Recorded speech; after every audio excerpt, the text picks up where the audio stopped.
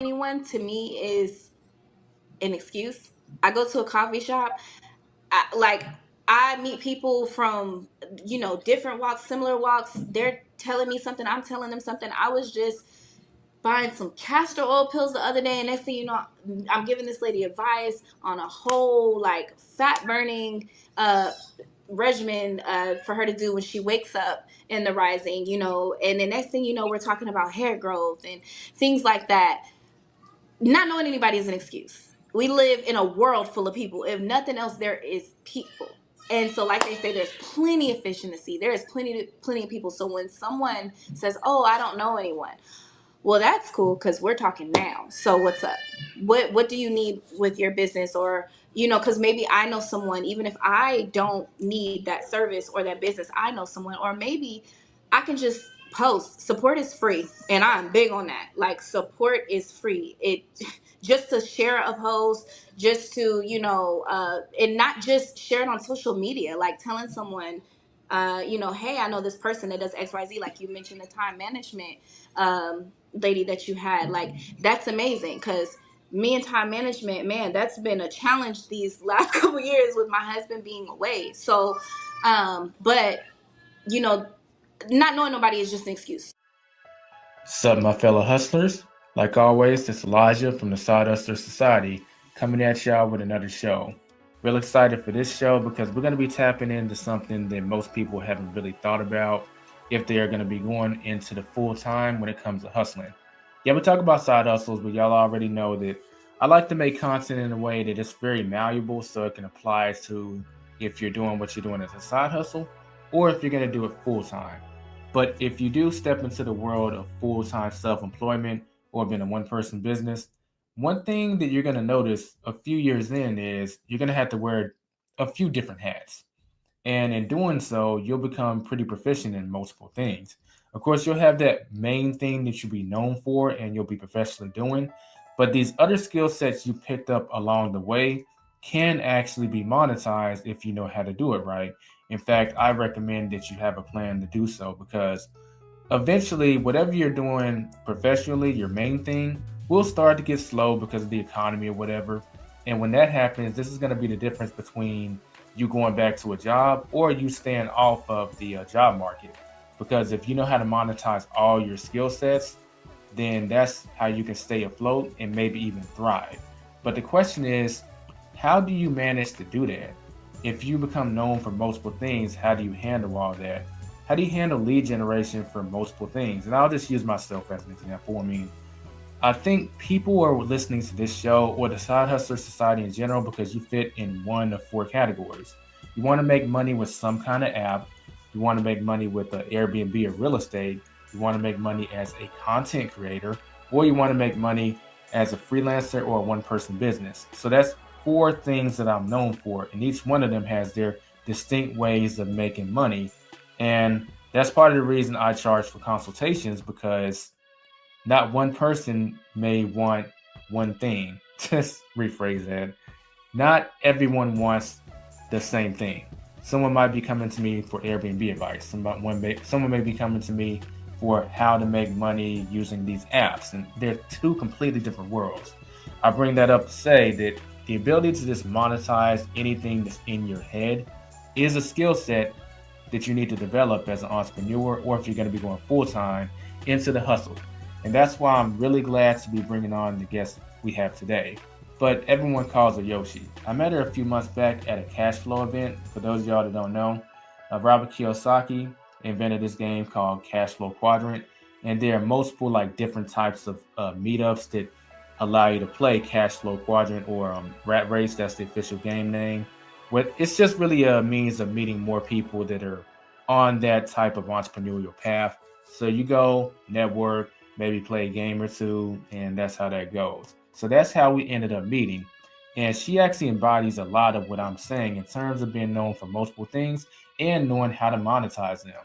She's known as Yoshi Mei, and she is a motivational rap artist, intuitive creative, and a real life alchemist. Her purpose is helping people transmute losses into gains, shift stuck energy into alignment, and turn their pain into power. She's all about helping folks put their pain in their purpose and get paid walking it. I hear that. Whether it's through music, movement, conversation, or community work, she activates high vibrations and real results. She bridges the gap between the grind and the spiritual realm because at the end of the day, healing and elevation go hand in hand with success. She is a military wife, mom of three, and a multi-layered entrepreneur who believes you can heal, elevate, and boss up all at the same time. For her, alignment and purpose are all the real flex, and getting paid in purpose is just the bonus. So, with her bio being done, let's go ahead and get into the show and bring her on. Welcome to the Side Hustlers Society podcast, the place where you can find out more about the hustles that are best for you. And of course, make more money in the process. Elijah has been in the gig economy and freelance space for over 8 years and has done over 4,000 deliveries on Uber Eats. Has several video editing clients, many properties on Airbnb, runs multiple YouTube channels, and is the author of the best-selling book, The Anatomy of Financial Success. It's his mission to empower people with the tools needed to be successful. Now, welcome your host, the king of the side hustles, Elijah Bilel. Okay, we're officially live. Yoshi, how you doing today? I'm pretty good. How about yourself? Getting used to the summer. It kind of came out of nowhere. Did it? I feel like it's like this every summer. Well, no, as far as like this year, Mm, it's recently started getting kind of hot, in my opinion. Like before the past, I'll say 2 weeks, I think it was yeah, a kind of modest temperature for a Texas summer. I'll give you that. I'll give you that. Yeah, Yeah. because it was raining a lot too. So there's that. We had some interesting weather. Oh, that's a good point. I hadn't thought about that. Yeah, Hmm. every like at least 2 to 3 days it was raining, so that probably played a role in that. Yeah, it was bad.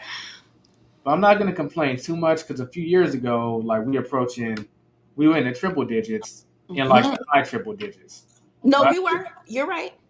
I was speaking with this woman from Saudi Arabia that lives here, and she's telling me this is feeling too familiar. I was like, how so? She told me like over there, she's seen like temperatures like in the 120s before. I was like, oh gosh, Oh yeah.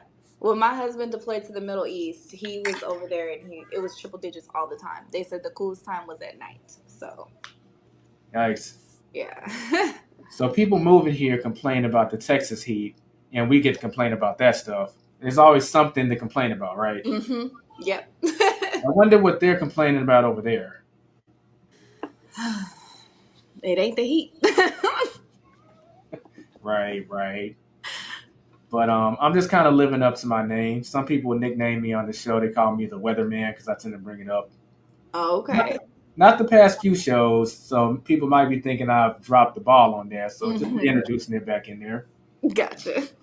Yeah, but I appreciate you coming on the show because this season is about lead generation, and we'll get into that to a certain degree. But you kind of strike me, and you can correct me if I'm wrong, but you're kind of a jack of multiple trades. Am I right?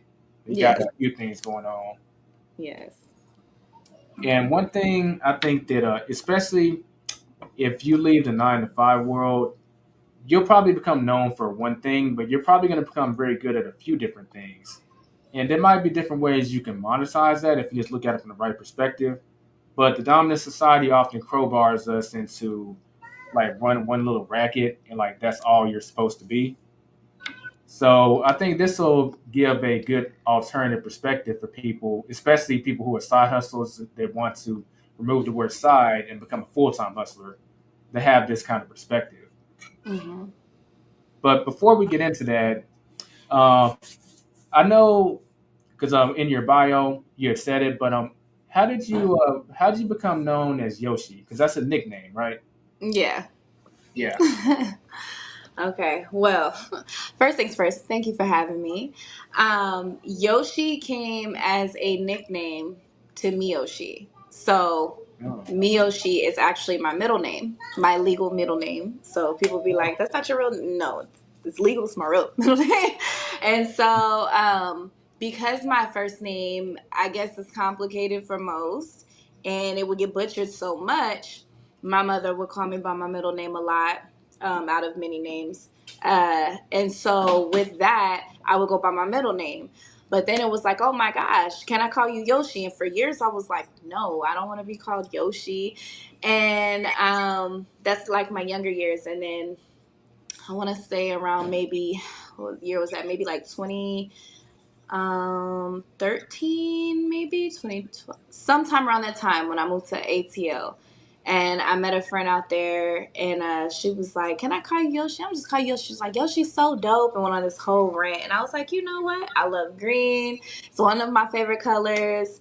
I do usually like the character Yoshi, so I'm like, all right, why not? You're the only person. But then it spread it. Everybody was just like Yoshi. So everywhere I went, it was just Yoshi or Miyoshi. But so Yoshi kind of stuck, and that's just honestly how that came about. And you said you like the character. I'm trying to think if we have the same person in mind, but what character are you talking about? Yoshi Yo. on Mario. Oh, yeah. So Nintendo. Okay. Yeah, on Nintendo.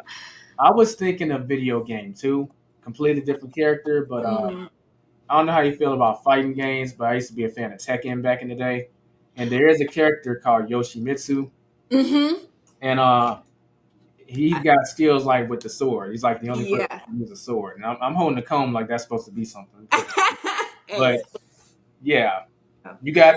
Do you have some anime sword hiding in your closet? I laugh if that's the case because he has a mask, so Yeah. you could be the real Yoshi for all I know. That is funny. I could be. Yeah.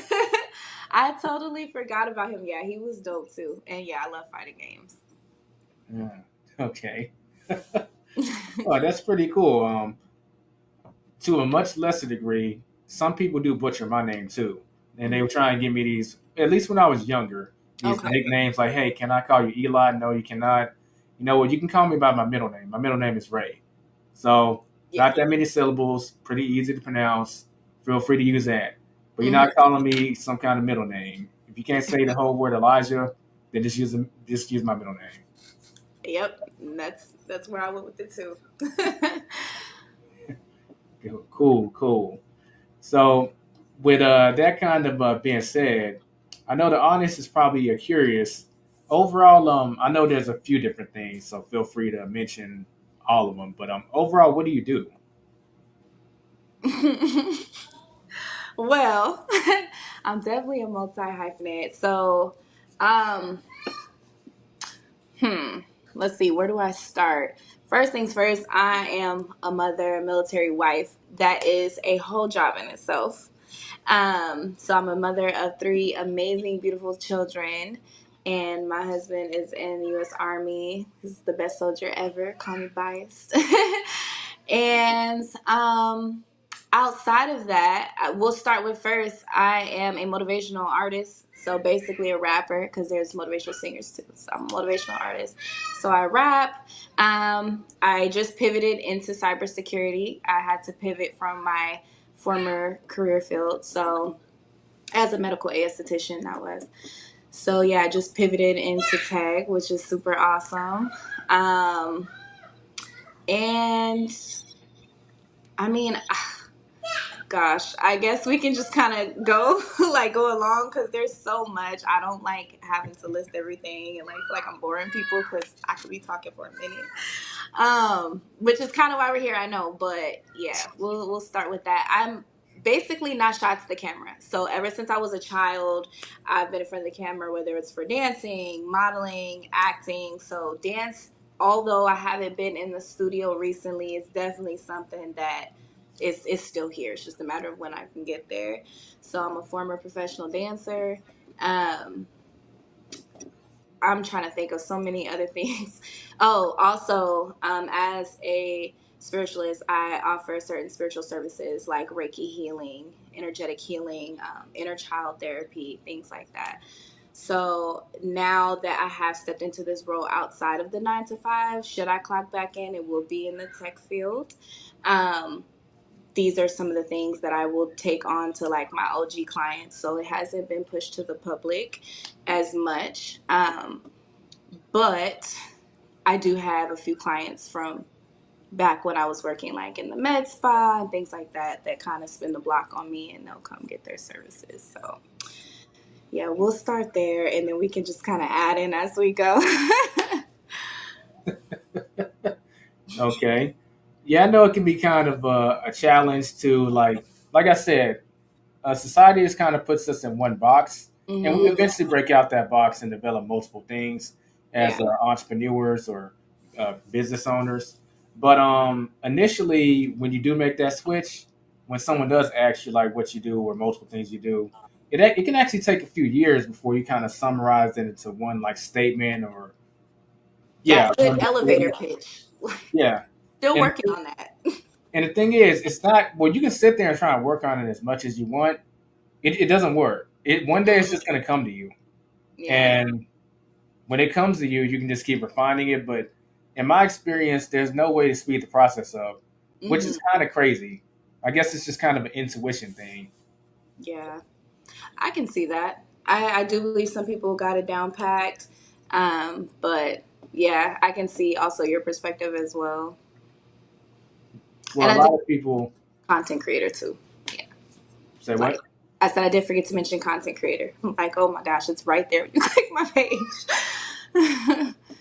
Oh, that's a big bucket right there. That can kind of eclipse a lot of what you already said. Maybe minus the cybersecurity, but everything Mm, else you said can kind of fall under content creator because I imagine that you are making content about that stuff too, right? yes. Quite naturally. Okay. So everything that you mentioned so far, are you even if it's not currently, you've made money with them in the past, or you're currently making money with them, right? Yes. Cool, cool. So how can I phrase this next question? Everything you just told me, you're known for each one of those things professionally on some level, right? Yes. How do you feel how did that end up coming about? Did you strive to have that happen? Like, hey, I want to be known as a content creator and as a dancer and as a Reiki master, or like you just learned these things and then it just kind of happened that people kept running their mouth about you and they, oh, I guess I'm a professional doing this now. No. So a lot of me walking in my purpose now and utilizing these gifts, I've had them since I was younger. The only thing that would have changed is like my 9 to 5, if I'm being honest. And even then, I was able to, for the most part, always incorporate my gifts. Even from working back at Kroger years ago while I was in college. Um, I would meet people there and then end up talking to them and they're like, oh my gosh, you just speak so much life into me, things like that.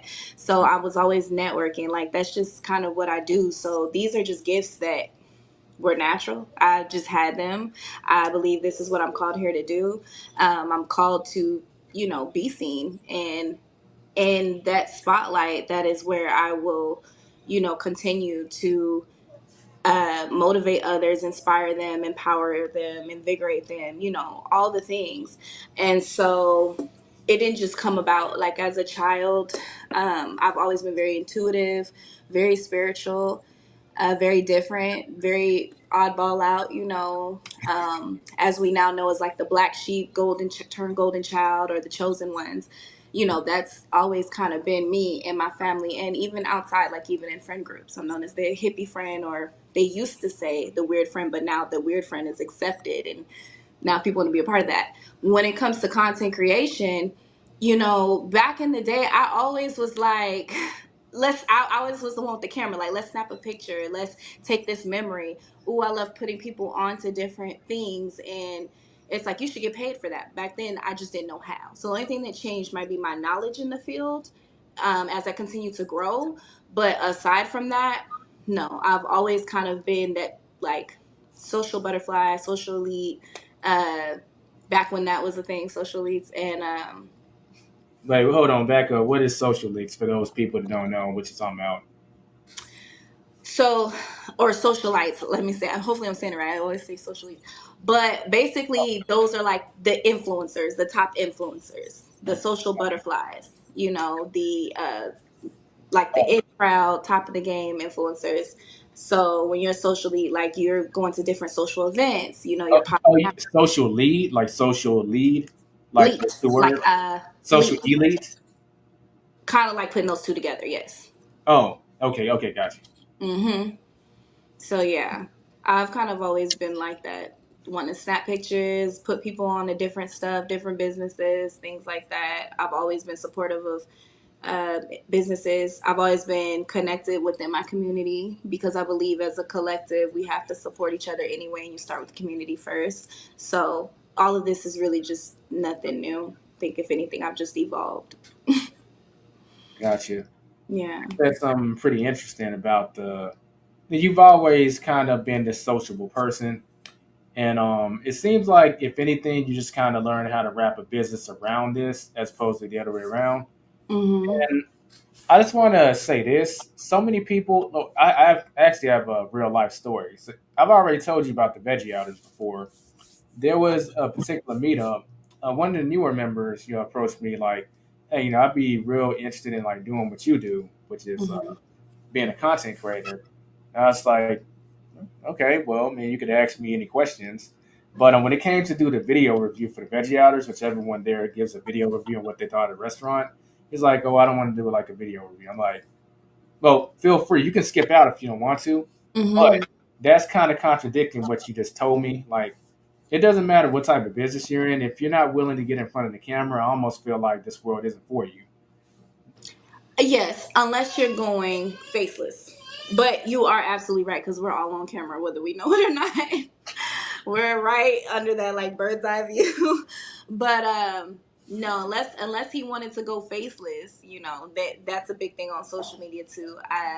That kind of I noticed like I took a webinar before and a lot of people were like, I don't want to be on camera, and I'm like, what in the world? But then I totally forgot about faceless, and then when I was like, oh yeah, this makes sense, the faceless content, it's actually big. Me personally, I just kind of like hopping in there. I like the impersonable, people connect with real and raw, and not that faceless isn't, but I mean they can see you, they know you, you know what I mean. I feel like faceless is perfect for if you're one of those people that's mysterious and you're like, I own this business but people don't know yet, you know what I mean. Like I would have a business that was faceless and I wouldn't tell nobody that's mine. I would just keep promoting and pushing on a whole new different, you know what I'm saying, identity, and watch that grow. Then I would be faceless. So Well, that has a pro and con. Like hmm the pro to being a faceless is, I guess, there's anonymity, so no one knows who you are. So you can walk outside and not have people approaching you, stuff like that. And if it is faceless, it's not dependent on you. So hmm you could theoretically, is he okay? Or, oh yeah, he's having a great time. okay. He's- But yeah, theoretically, you could pass that channel on to someone else and they could take over because mhm, people are less attached to a voice. So if they just hear a different voice, they can get over that pretty fast. Versus if you're on the camera and then like other people start appearing, they're really tuning in for you. So the views mhm, can really tank. But the opportunity cost is if you do appear on camera, I feel like people overlook this. You mhm. should be building stuff in your local market too, and you're building stuff online, but still have this synergy where they can kind of feed off of each other. And you don't get that if you're going faceless. So Right. it is kind of a pros and cons trade offs, huh? Yeah, it is. But I like being in front of the camera, and I don't mind doing faceless. I don't mind doing both. I would do both. Maybe on a bad hair day or something. Like it. But yeah, I can totally see your perspective on that, and I agree. There's pros and cons to both for sure. Right, right. So swinging it back to, I know people want to talk about the money quite naturally. So how do you feel that you were able to become, well, you were already good at all these things, but when it came to figuring out how to monetize these things, how did you go about that? Like, did you ever struggle with figuring out how to make money with these things? Like, we could use content creation for an example, or maybe even Reiki. I won't say I struggled. I think it's just a matter of you either don't know and then you start to know. So I ask questions, try to research. Um, I wouldn't call it a struggle. I think anytime you're trying to make money doing something, it can be a challenge, but when you're called to do it, the money will come to you. You'll attract it versus having to chase it. So, if anything, I just learned, just different avenues or better ways to do, certain things, whether it be through content creation or, the Reiki. Because before, there was a time where most spiritualists or like spiritual facilitators, they did this for free. So this was not something that people would typically always pay for. Maybe occasionally, but usually like even going out the country and things like that to go with the shamans and stuff. A lot of they now, because of the way the world is going, they're charging for it, and I guess it's considered moving smarter. But at one point, it was kind of free, but not free to just be like it wasn't taken serious. It was just if you knew, you knew. And when you would go to these ceremonies, or if you knew somebody that did this, it just kind of happened. Like walking in a church and asking someone to pray for you, or having a prophet speak to you, things like that. They're not gonna say, okay, let me give you my prices just to talk to you. Now, of course, that's another story as far as, tithes, offering and stuff like that goes towards the church. But, at one point it was free. So now I wasn't brought up on charging people for that. Now it's just something that, well, yeah, that's energy work, and it's nothing to play with. So, of course, that's I believe in an energetic exchange, or an exchange at some point. So, yeah, now charging is the best way to go, especially in this world. And I'm a mom. I got kids to feed. I got babies. So I'm working with your energy transfers. Definitely going to get paid for that. Music, there's tons of artists getting paid for that. A lot of us do it because we love it, but also, why not get paid to exist? A lot of people are doing it. So it's just finding your own avenue in your way. So I won't say that I struggled. I just started figuring it out and just hopping on board. Hmm. Interesting. So, like, it's funny you say that because I've been a cosmologist. I think that's what he's officially known as, at a conference called Vid Summit. And his clients are flying him out to Panama and all kinds of places, to give them full chart readings in person. And I Yeah. would say that I think the term that was popular back in the early like 2000s is light worker. If you're doing light Hmm. work, Yeah. then the people start charging for it. So I guess y'all would fall in that category. So I'm glad to see that it's come a long way in terms of people being able to make a living off of it, because I think it's probably just been in the background for far too long, and people have these skills, but then they're struggling to pay their bills or struggling to eat, and that was Yeah. never right. But And oh, go ahead. no, no, go ahead. I was just gonna say, especially in America, like overseas, they were probably okay with, now they're probably on board with charging, but overseas, they didn't really need all that. Like, they didn't need that much. Like, America's so different. Like, even if you go overseas to get, to do certain ceremonies, it's cheaper. So, here they're charging you thousands of dollars, and you can go overseas and get it for like not even a fraction of that price. So, but it makes sense because it's America. Like, it doesn't, but it does. You know what I mean? Just because of the way, how everything's so expensive. Like, yeah, in the world, period, but definitely in America. But no, yeah, it's definitely cheaper overseas. And yeah, at one point, because it was a gift, you just felt like you had that calling and that gift, um, you know, and you understood your purpose. So you just kind of acted on that. Mm. And in return, not necessarily that you expect anything, but you get what you put out. So you would receive good things anyway. So great things would come to you. So there was never really this crazy need for it. But yeah, there were times people probably did struggle to pay their bills. But so now it's kind of a great thing that you can, get paid for it in some form or fashion, because there's a lot that goes into energy work. Even being a light worker, it's a lot. So, but rewarding. So since we're on the topic, how do you feel about pricing? Like in terms of offering your services, you actually just kind of broke down how pricing for this stuff is still relatively new. So how did Hmm. you go about it initially when it came to putting a dollar value on these services that you're offering? Because a lot of businesses, there's usually some kind of blueprint they can follow. Like, okay, let me look at my competitors. Okay, so they're offering this for consultation or they're offering this for this type of service. Well, Mm-hmm. where do I fit in the market? Okay, well, I'm not as good as them, so I need to charge cheaper, or well, I'm way better than them, I could charge more. There's at least some starting place for them to figure out what to charge. But with this being so new and what you do, how did you go about figuring out what to charge? Honestly, I seek the advice from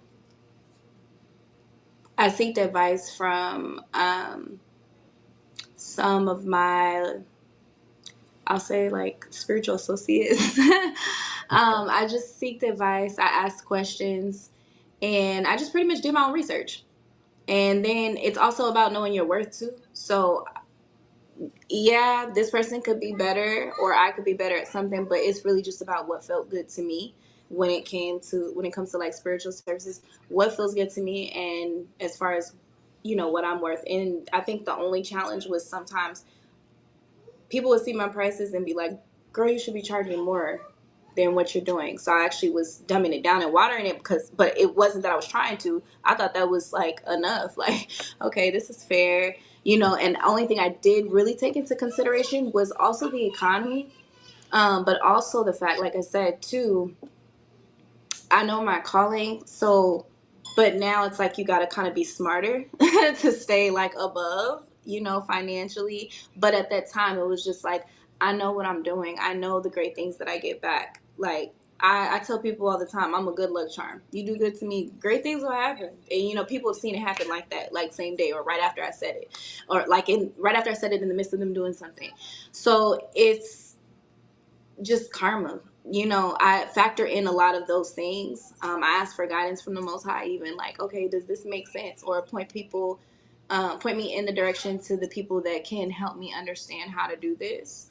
So I definitely research. Definitely do like compare and contrasting, just to make sure that I'm being fair to myself as well, and consider the fact that yeah, I do have a family, um, but also not to be greedy, if you will, because I have so many other gifts that get paid for. So I really just research is probably my biggest thing, and asking questions from people who are already doing it or doing better than me in that. I won't even say better. They're just more seasoned in that area. So Okay, cool. So, hmm, I'm I guess the best way I could put this is if you came up with some new kind of service that is in your genre of what you offer, uh, I'm thinking of like how to put this applicable to the audience. Would your first step be like to Google it and then like kind of see what's out there, then do some compare and contrasting as far as prices, then see, okay, maybe I'll start closer to the bottom. And as people value your services and they start telling you you should be charging more, maybe you'll start to increase your prices from there, kind of like that, maybe. I'll say maybe that's how I started out. But prices do change. The economy changes, things change. So that's how I started out at first. But not Google. At first, I called up on, like, people would say, "Oh, my friends," but these are associates because I don't call everybody my friend. But my, associates, and I have family members even, that will see they're more seasoned. That's back when they used to do it for free, or go into doing their retreats overseas. So now it's just like, okay, once I've had these conversations with these people, um, that's kind of where I would do the breakdown as far as like, well, what would you charge for this, or what have you charged? And then the people that are charging more now, I'll go to them and ask them like, hey, why is it that you charge this much? May I ask? Because I would like to learn XYZ. People love to help people they trust. Um, so as long as they know, like, I'm not coming for them and their business, they had no problem giving me the guidance that I needed. Because, I mean, some people don't care about that, and they're just genuine and love to just see another person win and want to help. And then there's some people that are like, hold on, they're very protective, which understandably so, because of things they may have came across in the past. Honestly, pricing started out with just a conversation. And I was just blessed enough for people to give me that. And the only time I used Google was like, okay, I guess to check my competitors, business wise competitors. So to see what they're offering in the area. And I do take in consideration the area that I'm in. Because although we're in a big metroplex, then there's still the smaller cities, you know, prices kind of fluctuate. So, you know, if I move out to like a further part into northern Dallas or something, you know, although I'm in a very nice area, at the same time, they may pay a little more. Things are a little more pricier up there. But if I'm getting so much clientele, then maybe I'll just kind of, I don't have to get as high as everybody else. I kind of like ride right here because now I'm looking at my competitors. So, you know, if I'm up there with them, there's a whole bunch of y'all, but it's like, ooh, you know, what can I get? I get this kind of cheaper here, but it's not about being cheap. It's just, you know, just playing the game, like, you know, watching your competitors and things like that, just like the fast food restaurants do. So I used to be in sales as well. So just watching, you know, your competitors and their rates and learning how to fit in there and drawing your clientele. And then what else can you offer differently than the rest? So, Yes. So a game plan for Frisco will be different from a game plan for Oak Cliff. oh Yeah. yeah. Yeah. Okay. So it sounds like the foundation of what you said is actually your network and family. So Yeah. like since you put a decent amount of time early on in developing your network, when it came to offering your services and pricing and all that stuff, you had an active community that could support you in your endeavors from a knowledge perspective. I'm not just talking about like them buying or whatever. I'm sure they did, but just from a knowledge perspective. Yeah. Um, I gained a lot of people based off the knowledge, but a lot of people can also just kind of sense something about me. I've heard that my entire life. So to just know, um, sorry, paying attention to the kids, but to just know like somebody has this, like, what is it? And then if I do open up and tell people, they're like, oh, maybe that's it, you know, or oh, I was interested in this, or I would like to talk to you about this. So yeah, I guess knowledge definitely plays a part. Um, and energy, honestly, I think it all definitely plays a part. And then word of mouth. So that's always nice. With a lot of the spiritual services and things like that, I would just let my clients tell who they told, because like I said, I didn't go fully public at that time. um, so they would bring me in clients there, and I was okay at that time with it just being, you know, that side hustle, because I didn't know, for a lot of what I did, I didn't know if I wanted to fully take on the entire public, if that makes sense, um, when it came to just that particular area of what I do. So yeah, I Okay. just gained trust too. So What's up, everyone? Hopefully, you're enjoying the material that you're watching right now at this moment. Most people in today's world want to make money on their own terms. They also want the standard American dream that we've all been sold. For the most part, that entails getting a house, setting yourself up for retirement, and having a decent investment portfolio. That's cool and all, but have you ever asked the question, why exactly is there support to have all that stuff as an employee, but not as someone who's a freelancer, a business owner, or someone who's self-employed? I've asked that same question too. That's why I've decided to start the Self-Made Business Academy. Unfortunately, when you decide to go into business for yourself, there's not as many resources that I would like to see helping you facilitate that transition. We often have so many questions such as how are we going to get our leads for business? How does marketing work? And what are the tactics and strategies that will work best for my personality type? And finally, while most people would desire to get a house, the process for qualifying for a mortgage for a house or even a higher tier apartment in the middle of downtown is different for someone who is self-employed versus someone who works a job. If you want support through all these endeavors and more, I would encourage you to join the Self-Made Business Academy. By joining the Self-Made Business Academy Pro Group, you'll get access to all current existing courses as well as future ones, access to our PDF library and frameworks, workshop replays, and all playbooks. In addition to this, you'll be able to join our weekly office hours where you'll get to talk to me about some of the issues you may be facing as a self-employed person once per week. You'll also get access to live webinar training events and invites to in-person meetups if you're in the Dallas-Fort Worth area, and early access to new products. So if you've left the 9 to 5 or you aspire to leave the 9 to 5 one day and you want to know not only how to survive in this world of being self-employed, but also thrive in the process, join the Self-Made Business Academy today. Click the link in the description to get started. Now, let's get back to the broadcast. Cool. So, moving on from that, Mm-hmm. people are probably wondering, since you do multiple things, Mm-hmm. like what will be your main way of like making money right now, or like what's the biggest thing that's like bringing in the bread right now?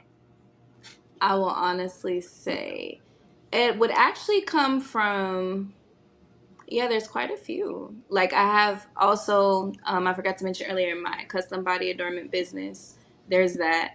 Um, Like, Sometimes, hold on, what is that? You said custom. oh, my bad. Yeah, it's called Yoshi Wasted. So I make custom body adornments. That's waist beads, bracelets, like Gotcha. unisex bracelets. So that's the crystal beads. Um, like any body piece, you name it, I can pretty much make it. Most people just wanted waist beads mostly, and then guys wanted bracelets. So that was like the bread and butter at the time, for a while. So I kind of took a mini break on that, but I still get people trickling in asking, like, can I make this piece or whatever. So I'll typically do that. Um,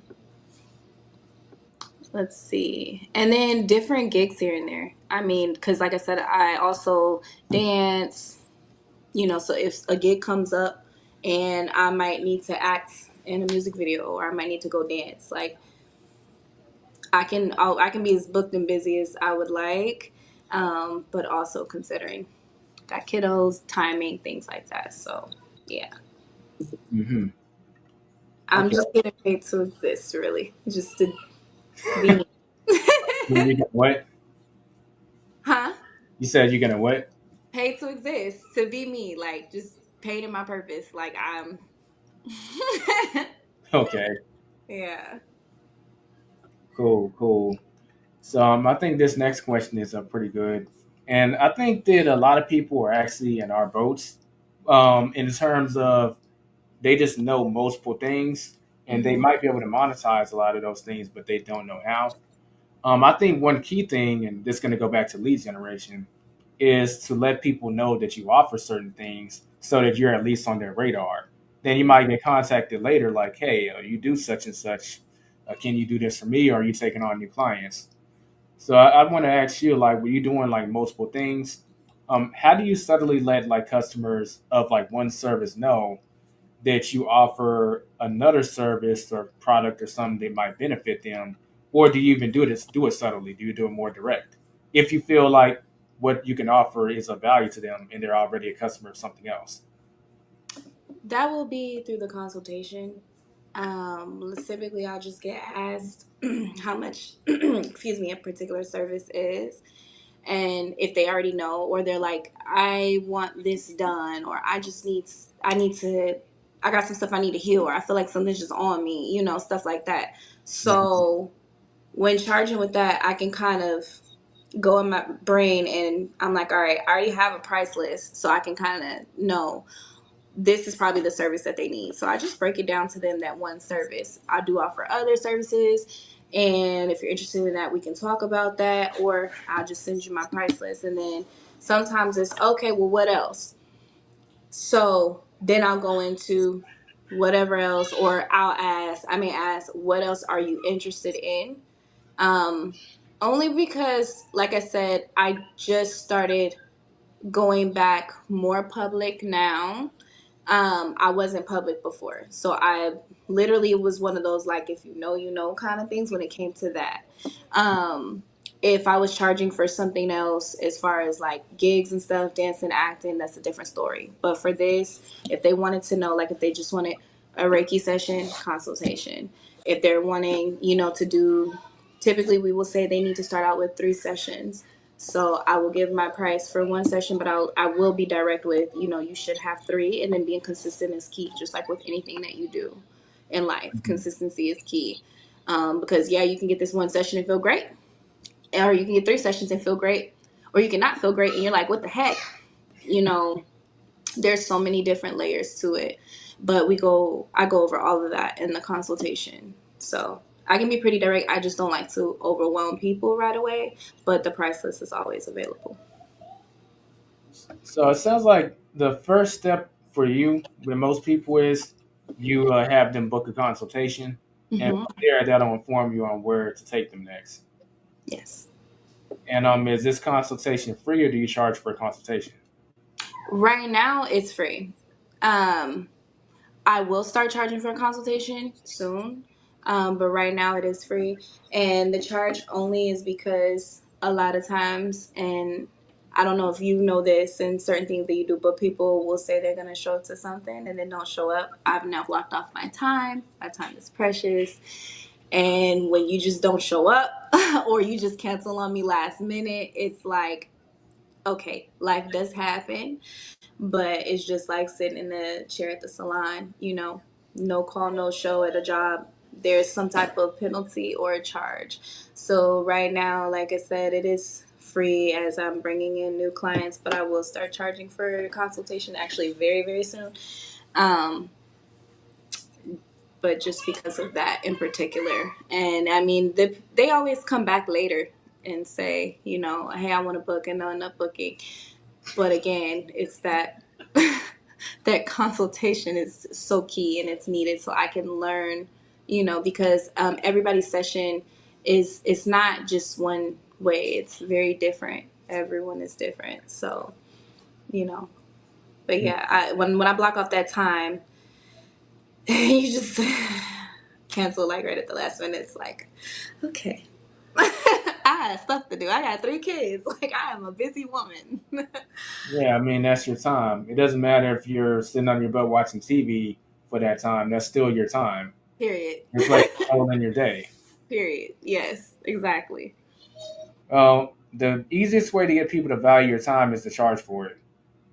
I agree. And that's why I was like, it will start soon. But because I don't have that locked in yet, I'm like, okay, yeah. But yeah, I don't know. You could look up tomorrow and then I'll be fully public and be like, consultations going for this much. Well, I can personally tell you, ever since I started charging for consultations, I've never had anyone not show up. Yeah. I believe that. I believe that. Yeah, I had my hairstylist one time. I was actually extremely sick. My lactician. I was extremely sick and I could not go in and I had to cancel last minute. But I didn't want to get her sick. It was definitely contagious. So she had to charge and she did not want to charge me. Like she just did not want to do it. And I just let her know, and she was so worried that like it was gonna be a problem when we had the conversation. And I was like, no, I just wish, because I came back later and was like, hey, no, I need to get my wig split. And so it's like, yeah, by the way, you got this good old no-show charge. I'm like, wait, I was trying not to get you sick. So once we get on the phone and had a better understanding, she was like, she did not want to charge me. She was like, I just did not want to. And I had to let her know. I was like, this is your business. I get it. I'm going to pay that charge. And I'm going to cry while I'm sending it to you. And I'm still going to sit in that chair and get these locks retied. It's gonna be, I will get over it. You're fine. But I've been in her place before, having a suite when I was a medical aesthetician, so I already understood. And she was like, you know what? Why did I even think it was gonna be an issue? I should have known that with you it was just gonna be easy and smooth. And that to me was a gift in itself. Like that made me like, man, like let me just pay you ahead of time in case I get sick again. Like that's just how my brain. I was just in such a space of gratitude for her just seeing me in that moment. But no, I was not going to give you a problem. But a lot of clients give, people a hard time. But no, that's your policy. It wasn't even that much. But it's still, I'm going to cry about it in the car. But I'm going to be okay. I'm going to be Right. okay. So yeah, that's important. Oh yeah. Well, shoot. Maybe I'll clip this section and talk on YouTube, and it'll just be titled like the do's and don'ts of running a consultation business. Yeah. When you become good at something outside of the employee world, I feel like this is a missed opportunity. You should have a consultation business because people are gonna eventually want to pick your brain about some kind of expertise, and they're willing to pay you for it. So I had to learn that the hard way. So yeah. I think we all have to. Mhm. And I talked about this in other shows, so I won't go heavy into it. But when I first became self-employed, about a year into it, like people would be calling me and asking me about like various things, and these weren't just like general questions. There's like deep questions, and I would answer. Mhm. And eventually, I started feeling myself kind of getting burned out. I did a show with her name is Alexis Hasenberg about she's a time management coach, and the Ooh. whole conversation was about how to maximize your productivity and avoid burnout. And she has this thing called you want to stay above the resentment line. So when I felt myself kind of getting burned out, I just started a consultation business. Like, hey, going forward, this is how much it costs to book a session with me. And the stuff I talk about is very expensive information. At the time, I was charging 125 per hour. Mhm. Like all the questions dropped off by like 75%. I tell you what, I wouldn't miss no consultation with you either. But 25% of people are like, look, Elijah, I don't care about paying you. Like, I just Yeah. want your perspective on this and the knowledge that you have. Like, just tell me what your rate is. And Yeah. the people that couldn't afford it, well, they could just submit a question on my website and I can make a video about it. So they're still getting Nice. information. Yeah, Nice. That's good. That's good. yeah. So I would say the next question is everything that we talked about, especially since you're going more public now. How does lead generation work for that? Because I know you've relied heavy on like word of mouth, but you did that purposely because you didn't want the public to like be overwhelming you with all this stuff. But since you are going more public now, do you have like some kind of lead generation strategy to get certain things to get more steam, or are you just going to rely on word of mouth? Right now, it is mainly word of mouth, but no, I do have a. I've through my research, I have a few strategies in mind that I kind of want to play around with. But right now, it's just word of mouth, and then being direct. That was just always something that I think once I started to find myself more and understand my self worth, along with understanding the calling, because I also love helping people, so that kind of would play a part in it. But people will take advantage of people like that, especially in business. Like you said yourself, like you have a lot of expensive information up there. Same thing. Like I could sit and give a whole blueprint on a lot of different things. It could really just change a person's life. But it's like um, you just have to, it boils down to really knowing your worth. So with the strategies that I plan to implement into my services, it definitely will go beyond word of mouth. um, I'll probably, do some promoting and things like that. Not probably, I will, do different promotions and stuff. I think, and then also having a strong network, which I do have in that area, especially. Um, I don't know, word of mouth has always been the bread and butter for me, but I know that technology is a big thing too, so I'll just be utilizing that and just kind of, but I have a pretty strong backing. I have a lot of trust is in that field, really trust period, but definitely in that area. So I don't really stress too much when it comes to that. And then because I have so much going on, it's one of those things like if it starts to take up most of my schedule, okay, fine, but until that point I'm just keeping it real simple for right now.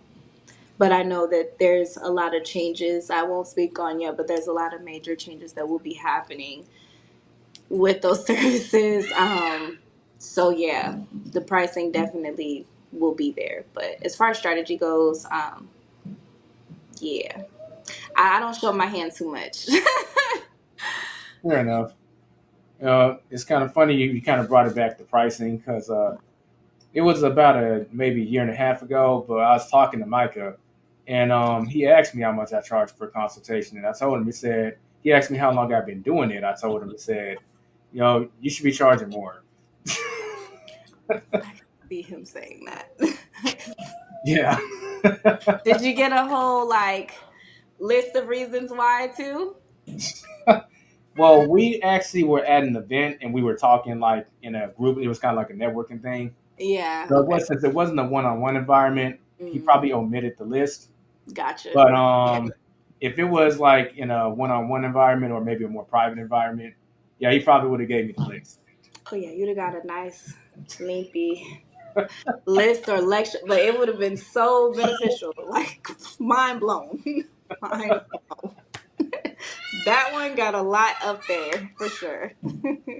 Right. Yeah. But what you said about like the strong network, I think a lot of people don't realize that lead generation isn't so critical if you already have a strong network because a lot of it can just happen automatically. Mm-hmm. But I think so many people are afraid to talk to people nowadays, or they don't actually even know how to network. So, what would be like the best advice you would offer someone like who's listening to this to start networking or build their network up if they're starting from scratch? Like, hey, I just don't know anyone, but I need to start building my network up. What should I do? So two things. One, I would first start with asking them, is it you don't know anyone or are you scared? Because, scared money don't make no money. Closed mouth don't get fed. All those old sayings, they play, those will never die down, right? You got to show up for yourself. Like, that's where I start bringing like my list of do's and don'ts, right? Getting out there and yeah, so not knowing nobody. I'm trying to take I want to say this softly, not be too. Okay, let's look at it from this perspective. Let's say someone moves to another city, like so they used And to I live was, in. yeah, I was getting there. I was getting Yeah, there. yeah, So yeah. I was trying to make sure I don't respond with the military in me. I'm a military brat too. So it's one of those things where you just got to hop out there and do it. There is a bajillion people in the world. So I So don't know. just Nike that shit. Right. So if not knowing anyone to me is an excuse, I go to a coffee shop. Like I meet people from different walks, similar walks. They're telling me something. I'm telling them something. I was just buying some castor oil pills the other day, and next thing you know, I'm giving this lady advice on a whole like fat burning regimen for her to do when she wakes up in the rising, and the next thing you know, we're talking about hair growth and things like that. Not knowing anybody is an excuse. We live in a world full of people. If nothing else, there is people. And so, like they say, there's plenty of fish in the sea. There is plenty of people. So when someone says, "Oh, I don't know anyone," well, that's cool because we're talking now. So what's up? What do you need with your business, or because maybe I know someone. Even if I don't need that service or that business, I know someone, or maybe I can just post. Support is free, and I'm big on that. Like support is free. It just to share a post, just to and not just share it on social media. Like telling someone, hey, I know this person that does XYZ. Like you mentioned the time management lady that you had. Like that's amazing because me and time management, man, that's been a challenge these last couple years with my husband being away. So but you know not knowing nobody is just an excuse. So what I would say is you just have to get out there. You have to push yourself out there. Every time you go into the store, you walk into Kroger, hey, I like your shoes. Hey, I like this. That's great. Conversation start up. If you're not that type of person, then you need to utilize technology. Because again, not knowing anyone is an excuse when I don't care if you have 3 followers or 15. You have 3, not 0. So start with those 3. If they ain't sharing or supporting you, then you need to delete those 3, maybe unfollow, and then you need to go start following some new random people and commenting. Social media, chat GPT, utilizing. Now we have AI. We ain't getting away from it. You know what I mean? So shout out to AI. That's the homie. Not knowing anyone is not an excuse. You have to get out of your own way and literally just step out and talk to people. That's it. Or I need help. Get into these random groups. You can post anonymously. A lot of people don't recommend it, but maybe post anonymously. I hate that stuff. Right. But people will post in the comments and then you can DM them privately if you have questions. But eventually you're going to have to show face because, again, I learned this from, I can't remember. Gosh, I wish I remember where I was at. My brain is like, but I was in a room, just a bunch of billionaires basically, and that's when I learned. They were saying, it was like a speaker convention, and I got to go back to like this VIP room or whatever, and they were saying like people invest in people that they trust. So you have to start talking to people so you can gain their trust. And everybody's using somebody in some form or fashion, and it's not all bad. Like if you're around me and you ain't offering nothing, not good energy, a sandwich, a cookie, a happy day, are you okay, hello, anything, what are we doing? Like, I got to keep it moving. I don't even know if there's a soul in there. So it's like, get out there and start asking what you want, speaking what you want into existence, talking to people, and, start attracting that. You don't always have to chase all it. Just start attracting that and be that. And that's just the best advice I can give. You have a mouth, and as long as your mouthpiece works, your throat works, everything works. If your throat don't work, you can write. You can't write, you got feet. And if you ain't got that, man, just pray. But like, there's always a will and a way to network and get people to help you, or get people to just, even if it's just advice. One thing I love is like when I'm around people who do know a little more than me, and they give all this advice. Like even the time, I think when I met you, we were at the cash flow game night. Just knowing all of that for free, like stuff that I was already putting out into the universe, I wanted to know. And I just was like, wow, my mind was blown. And, so it's just really cool learning about different things. And when people are willing to give that for free, and there are people out there like that, you want to take advantage of those times until you can get to the point where you can either pay to be in certain rooms or pay for this knowledge somewhere, but not knowing anyone, that is my ick. Because there's a bajillion people and That's somebody triggered. has something for you. I know you said you're trying not to let the military come out, but I felt it very much. It's like the I worst. think it's necessary. I think They're people like, really need to hear it, and they need to feel it too. listen, overcome and adapt. That's what you got to do. Overcome and adapt. That's really what I wanted to say. No excuses. I like that. I like that. Hmm. Yeah. So we're about to start winding down the show in a little bit, but I always hit my guests with a question if they have a question they want to hit me with. But you got to make me a promise. You know what that promise is? Hmm. Don't ask me why I started the Side Hustler Society, because the audience will put a assassination contract on you. They've heard that like 5 times, and they don't want to hear that question ever again because it's hard of hearing it. So aside from that question, do you have any questions you want to hit me with? Aside from that question, hmm, let's see.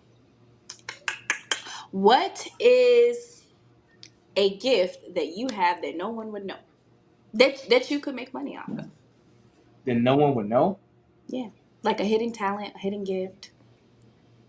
That's hard because I know the answer, but I can't say I haven't made any money off of it.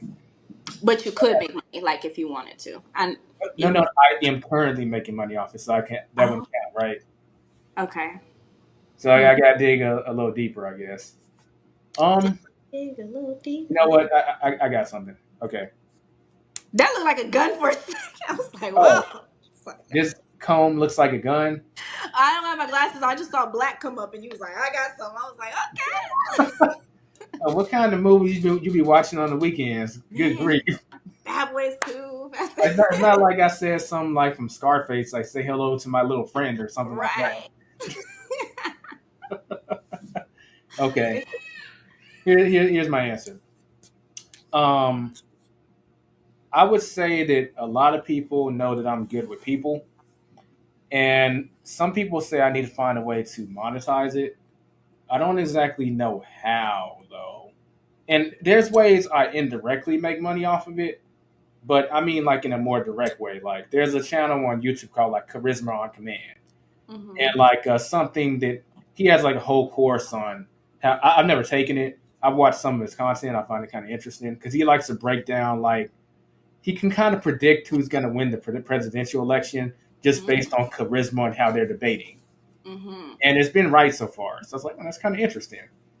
So he has like a whole course and like products on how to be more charismatic through body gestures, through perspective, like all that kind of stuff. I Mm-hmm. think that's cool. I almost feel like I could do something similar, not necessarily like for charisma, but just for how to make friends and connections because it's something that I do kind of on autopilot effortlessly. And if we're going to get into the whole more spiritual side, I don't know how you feel about astrology. How do you feel about astrology? I love astrology. Like what? I just told you. Listen. Look, Yeah. I just wanted to have a disclaimer out there. Like, let me confirm first. I suspected, but let me confirm. Okay. My moon is in Aquarius, so Okay. that's why networking and stuff comes very very natural to me. Mm-hmm. But everything else that I've taught, I went through a process on learning it. Like, there's a process I learned how to quote unquote Airbnb in real estate. There's a process on how to become successful on YouTube, and I had to learn it. That's the one thing I didn't have to learn a process. It was just always in me to begin with. Mm-hmm. So sitting down, kind of decoding that, and maybe making a course or some digital products on how to make connections and friends, because I didn't know the ability to make friends is such a lost skill nowadays. If you Yeah. look online, people are like literally, legitimately, they don't know how to make friends. Mm-hmm. Yeah. And there's probably like room to monetize that, to be honest. I would love to. Mm-hmm. I would love to. Yeah, we could talk. We could talk about that. There's definitely a way to monetize that. Yeah, that's true. I don't know if I want to say it on here yet because I don't need nobody to go take my idea. But I would definitely collab with you on it. But I'm like, look, I would save that for another episode or something. I'm like, I don't know, but you definitely could. Yeah. Maybe we'll save that combo for offline. How about that? Mm-hmm. Yep. But yeah, people are really shopping for friends now. Like literally shopping or begging, like, friend. Everybody wants to meet up and form new friends. Or hey, I didn't have these great friendships, so I want these. People are looking for sisterhood and brotherhood, and I think it's beautiful. And so you know, but there's so much that goes into just having new friends. And so yeah, like I'm not big on just calling anyone my friend. I'll be like, yeah, we're building. Like, oh, my friend, and it took me a while to get to that, trying to set up that boundary, but it's like we're building, because it's nothing. It's personal, but it ain't personal to them. It's just more like, you call everybody your friend, and people want to be friends, so it's time to do some friend stuff, and so there's a lot of, Okay, friendship. so you're my friend. Okay, so I need you to come over and help me paint the garage tomorrow. Could you do that? Right? Yeah, I'm about to be over there. What time? You got brushes. Do I need to pick them up? That's what a friend would do. Then you got the not friend that's like, so how long I gotta stay? Did you call you? Hey, did you call Mike? Did you call Mike? Like, see what he doing? You gonna have food? Like, Wow. You know gotta. what? I'm the same way. I don't use the term friend lightly. I mean, Yeah. yeah. To be honest, this kind of cruel, but I'm just being honest. I probably have a level of like one sided friendships, and I Mm. don't mean that to hurt anyone's feelings, but there's a lot that comes into play for me to consider you a friend, but a lot of people consider me their friend, but their standards for a friend is lower, and that's not my fault. It's really not. But when you come in contact with so many people, you have a friendship filter. There's no way to avoid it. Yeah. Yeah. It's that in the yeah. You hit the nail on the head with that one. See, this is a good example of like I didn't go through a process to have this perspective. It was just in me because the moon in Aquarius. So I Mm. could probably literally make an ebook or like a mini course breaking that whole thing down, putting a friendship filter in place, and putting people in the right categories so that you don't get frustrated when we don't do certain things. Well, that's an associate. That's not a friend. Let me make sure I label them right. And then Right. when someone is a real genuine friend, you know what? I'm gonna shut up because I'm thinking of what you're thinking. Maybe I shouldn't be saying this stuff on cameras. Someone might be getting some ideas. Yeah. Yeah. But you're right though, and I like where you were going with it. And it took me a long time to get there. It's probably everybody my friend. But a lot of that came from moving around or switching places too much to where it was, being a military brat is not easy. So, trying to heal that inner child friendship wound and inner child wound of wanting just that, there's some people that got to grow up with certain friends. And yeah, and then I have friends I kept in touch with. Luckily, a lot of them were military, so they kind of understood, or we got to stay connected through other friends through them. Mhm. So like my childhood friends. But I think learning how to place your friends and learning which friends are which too is key. Like, this is my, back when I used to club, it's my club friends, and not taking it personal if they don't want to come sit at home and eat ice cream with me, or just chill and watch movies because I want to watch Bad Boys 2 or Friday. Like, do you want to do that? That's not your steez. Okay, you want to see me next Friday? Cool. But I got the friends that's like, girl, we'll come over and chill and eat. I don't even eat ice cream, but back in the day, ice cream and food and snacks, and we can, have this chill time. Then you got your friends you can work out with, so it's, and then once you can talk business with. And once I had to really learn how to work that and navigate that, because it used to be, oh, my friend. But then again, it's like, oh, okay, you don't know how to be a friend. Like you said, the standards are lower. Then I'm like, why are you calling me a friend again? Why are we friends? Like, then they get offended. Yeah, the categories of friends is pretty important too. I'll say this and I'll move on because I know people might be like, Elijah, should the show be called the Friendship Society? It's No, just a little bit of everything. We just going a little bit of everything. but This episode was a pot of gumbo, okay? right. But yeah, I have a stellium in the 11th house when it comes to astrology. So I have the sign Sagittarius. Then I have Mars, Saturn, and Mercury all in the 11th house. And the 11th house deals with friendships. Yes. So that means that there's a lot of different types of people that I become friends with. But someone who's a friend that comes to the veggie outers, I probably shouldn't take them to like this pit bull like business conference for like self-employed entrepreneur 30-day challenge. Like, no, different Yes. category. Different category. Unless they show interest, because you know. Right. But yeah, Yeah. I agree.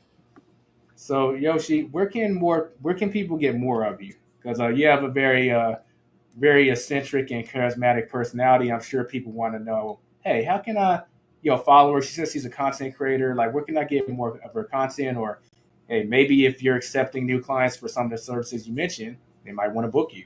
Yeah. So on all social media platforms, I've now switched it to Yoshi is me. Excuse me. So just like what's on the screen right here, Yoshi is me. The MEI is motivating, empowering, inspiring. It can switch up and be I for invigorating, but all three letters definitely mean something. I show that through all my work. So um, it's like all different personalities. I feel same, but different, like from TikTok to IG. But definitely, I think IG would be best. I don't accept a lot of people on my personal Facebook, but there is another page a lot of people tend to find me on and follow me there, which was Yoshi Wasted. I will probably be, I may or may not, haven't decided yet, but moving that to Yoshi is me. But for right now, it's Yoshi Wasted for that Facebook one, because I won't accept anybody on the other one. That's like really personal. Not really, but you know what I mean. Not anyone that I haven't had like a connection with. But yeah, Instagram, TikTok. I gotta get my YouTube together, but for right now, but it's up. But yeah, Instagram, TikTok, that'll be the best way. Yoshi is me. Cool. So we'll be sure to leave links to that in the description. And we appreciate y'all for tuning in to the Side Hustler Society podcast today. You can give this video a thumbs up for the YouTube algorithm if you're watching on there. Much appreciated. And if you're watching us on Spotify now, since they have video now, feel free to drop a rating for us or a review on Apple. Very much appreciated. We'll catch y'all in the next episode. Be safe and be profitable, everyone. Peace. This episode may be over, but your hustling journey has just started. Visit thesidehustlersociety.com to access all links and resources mentioned in the show that will help you on your hustler's journey.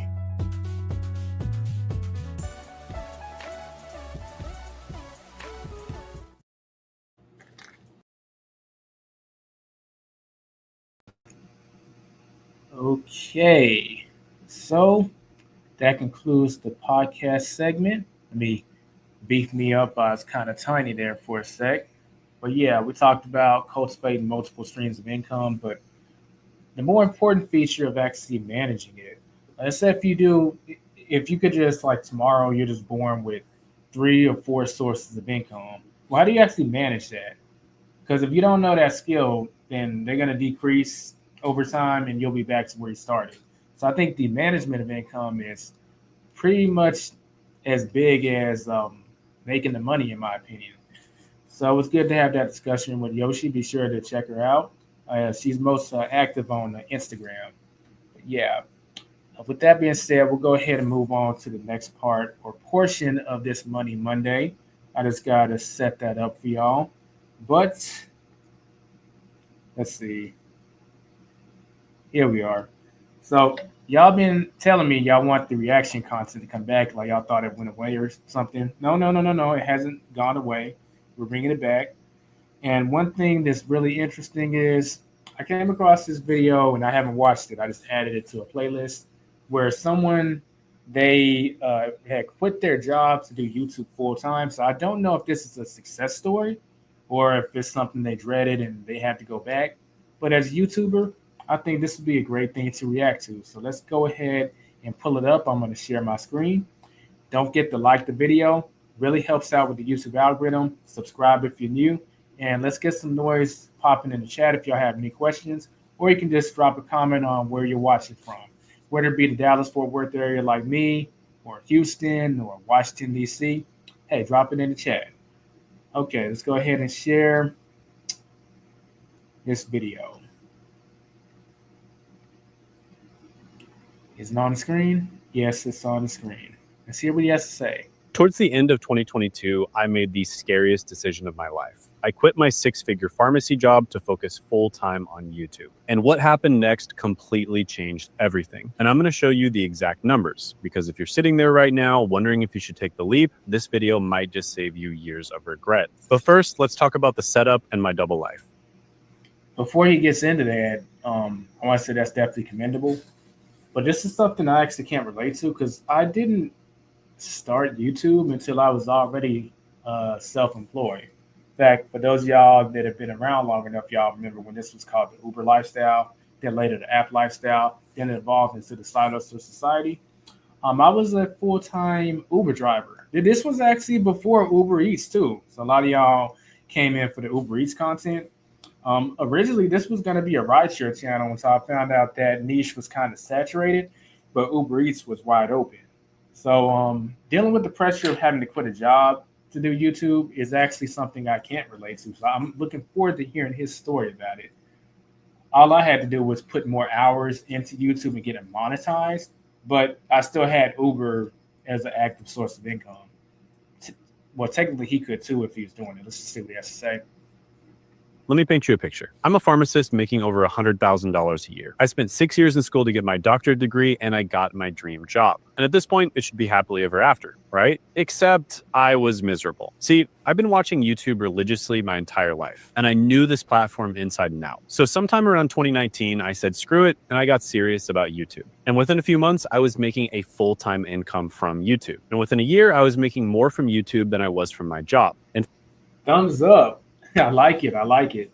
It's amazing what focus gives you the ability to do. In fact, over $10,000 a month just from AdSense alone. For those of y'all that don't know, this channel, this video will be linked in the description below if you want to check the full video out. Depending on the month, I was making anywhere from $10,000 to $20,000 extra from my other income sources. And what did I do? Nothing. I stayed at the job like an idiot. Why? Because I was terrified. I was terrified that the YouTube money would just disappear. And it was a terrible mistake. And this is one of the reasons why I now offer free strategy sessions where you can tell us your situation and get advice from us on what you should do when it comes to growing and making money on YouTube. And you can check that out down in the description and the pinned comment below. But first, let's talk about the struggle, why I stayed too long. So 2020 hits, COVID happens, and my pharmacy job goes from chill to absolute chaos. And everyone on my staff, including other pharmacists, are quitting left and right. So we're constantly understaffed. And I'm working my butt off during the day. Then I'm coming home and trying to make YouTube videos at night. And this is why I was stuck making somewhere between 10 to 30K per month from YouTube for almost 2 years. I can see that. So he couldn't devote the time needed to effectively grow the channel, especially with the pandemic happening in 2020 and his career field. I'm surprised I don't know, but if he went on a hiatus from YouTube and he didn't really want to, he just had to because he got home and so drained. But it sounds like he still tried to keep it afloat in the meantime. And I didn't know the reason why at the time, but it turned out that I was spread too thin. I was playing it way too safe, and it was keeping me broke. Well, not broke, but you know what I mean. After all, I did have $300,000 in student loan debt. So even though I was sometimes making $30,000 a month, after taxes, it would still take me several years to pay off the debt. And that, along with fear and being risk averse, was one of the biggest reasons why I didn't quit my job. But finally, I got smart. I started working remote, and I went on a vacation with my best friend John to Puerto Rico. And that changed everything. In Puerto Rico, I met a bunch of other people that were living a digital nomad lifestyle where they were working online, and they had an incredible level of time, location, and financial independence. Now, some were working a job, some were doing side hustles, some were doing freelancing, and some had their own businesses. But either way, we went skydiving, had the time of our lives, hung out with a bunch of other remote workers, and I'm sitting there on the beach thinking, holy crap, I can never go back to a normal job after this. So he became what I call psychologically unemployable, which I am too. Not through the same experience, but yeah, when you're bitten by that bug, it's kind of like you don't have a choice. You gotta just go ahead and follow through. It's not even necessary with like, I'm going to be a YouTuber forever. It's just, you kind of can't go back to having a job psychologically if you've been off for too long, to be honest. And he wasn't even off the job based on what he said. He just had a very, very fun experience overseas and saw what these other people had at their disposal. And just kind of evaluated, there's no reason I couldn't have this. I mean, I have the skills and I have the ability to do so. So it's like, why not? Power to him.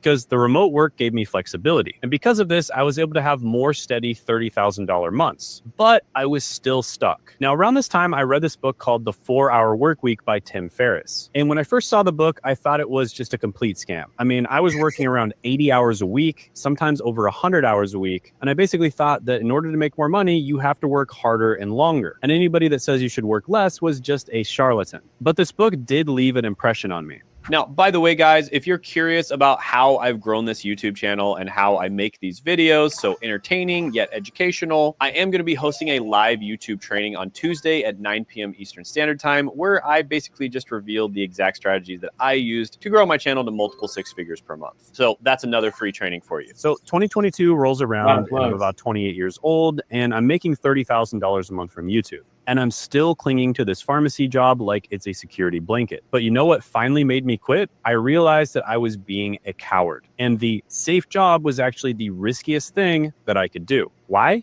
Because it was keeping me from my full potential. So I quit. Oh my gosh. I don't know if that statement's trademarked. If it isn't trademarked, he should trademark it and get paid. He's saying that the job was limiting his full potential, and that's what made him quit. Now, to be fair, like, I'm not saying everyone needs to immediately quit their job, but he has essentially a business that's producing a lot of cash flow that rivals his full-time job, if not more. In fact, he said more at the beginning. So that's just beautiful to hear.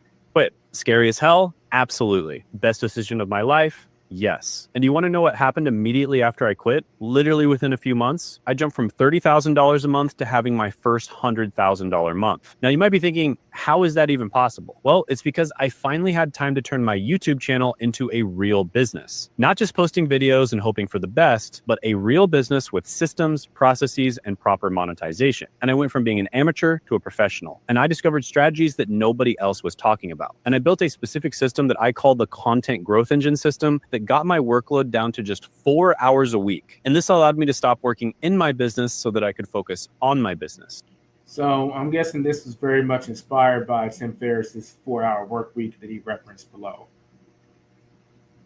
So let me give you the real numbers. Now, before quitting, I was doing around $30,000 a month. And between my pharmacy job, my side hustles, my online remote work, and YouTube, I was doing around $30,000 a month. And I was working around 80 plus hours a week. After quitting, I got it all the way up to $100,000 a month and slowly figured out how to completely streamline my channel to the point where I only had to work 4 hours a week to maintain it. 4 hours a week. Let that sink in. I had literally accomplished exactly what Tim Ferriss had talked about in the book. And I was making more money than ever while working way less. And I went from being a stressed out pharmacist with 6 figures in student debt to making multiple 6 figures a month from YouTube. And here's the thing. I'm not some special genius. I just figured out the difference between having a YouTube channel and having a YouTube business. I gotta say, more power to him. I know the potential of YouTube. I mean, y'all, I'll link it below, but y'all saw the video I did where how I make 6 figures a year off of YouTube. And it's not strictly from YouTube ad revenue. So, yeah, definitely check his channel out, check his full video out. I think it's a great insight. And it's good to hear some success stories. I didn't know what I was actually walking into watching this. I hadn't seen it, but yeah, it's pretty powerful. But it's in the title. I know a lot of y'all want me to get into this. Why are Uber Eats drivers and DoorDash drivers and gig workers quitting? At least that's the online consensus based on what I've seen. So I got a few videos I'm going to be reacting to. Let's go ahead and exit out of this to bring some of those up. But, I got to ask for y'all to like the video. It's very much appreciated. Subscribe if you're new. And let me know in the comments, how do you feel about Uber Eats or DoorDash right now? And is it really that hard out there? But let's hear some opinions of why people are saying drivers are quitting.